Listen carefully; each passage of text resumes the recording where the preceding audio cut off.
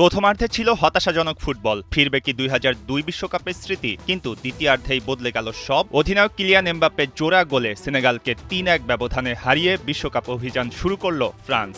Mbappe খেললেন দুর্দান্ত, ক্যাপ্টেনের দায়িত্ব পালন করলেন ঠিকঠাক। আর স্বদেশি অলিভিয়ে জিরুর ৫৭ গোল ছাড়িয়ে ফ্রান্সের হয়ে সর্বোচ্চ গোল স্কোরারের রেকর্ড গড়লেন। নিউ জার্সি স্টেডিয়ামে আই গ্রুপের লড়াইটা শুরুতে ফ্রান্স সুলভ ছিল না। প্রথম ৪৫ মিনিটে গোলমুখে কেবল একটি শট নেয় দেশমের দল। ওদিকে সেনেগাল বারবার চেষ্টা করছিল এগিয়ে যাওয়ার জন্য। ২৫ মিনিটে নিকোলাস জ্যাকসনের শট পোস্টে লেগে ফিরে আসে। যোগ করা সময়ে ইসমাইলা সারও নষ্ট করেন সহজ সুযোগ। গোলশূন্যভাবেই শেষ হয় প্রথমার্ধ। বিরতির পর নতুন এক ফ্রান্স। একের পর এক আক্রমণে সেনেগালের রক্ষণকে চাপে ফেলে ব্লুজরা। ৫৮ মিনিটে এমবাপ্পের শট দারুণভাবে রুখে দেন গোলরক্ষক এদুয়ার মেন্ডি। তবে বেশিক্ষণ প্রতিরোধ গড়তে পারেনি সেনেগাল। ৬৬তম মিনিটে মাইকেল অলিসের পাস থেকে প্রথম স্পর্শেই জালে বল পাঠান কিলিয়ান এমবাপ্পে। বিশ্বকাপে নিজের ১৩তম গোল করে দলকে এগিয়ে দেন ফরাসি অধিনায়ক।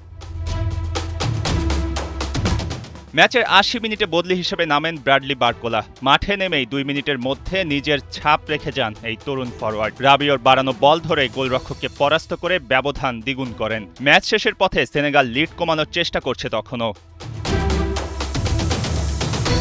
চেষ্টা সফল হলো। যোগ করা সময়ের ৫ম মিনিটে ইব্রাহিম এমবাইয়ের গোলে ব্যবধান কমিয়ে ম্যাচে উত্তেজনা ফেরায় সেনেগাল। কিন্তু শেষ হাসি ফ্রান্সের। মাত্র ১ মিনিট পর প্রায় ৩৫ গজ দূর থেকে দুর্দান্ত এক শটে নিজের দ্বিতীয় গোল করেন এমবাপ্পে।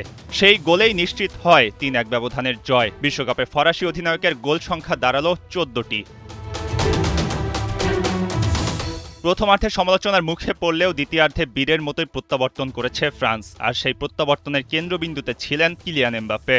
বিশ্বকাপের মঞ্চে আবারও নিজের শ্রেষ্ঠত্বের জানান দিলেন তিনি। ফ্রান্সের শুভ সূচনা আর প্রতিদ্বন্দ্বীদের জন্য স্পষ্ট বার্তা, এমবাপ্পে জ্বলে উঠলে থামানো কঠিন। মঈন হাসান, ৭১।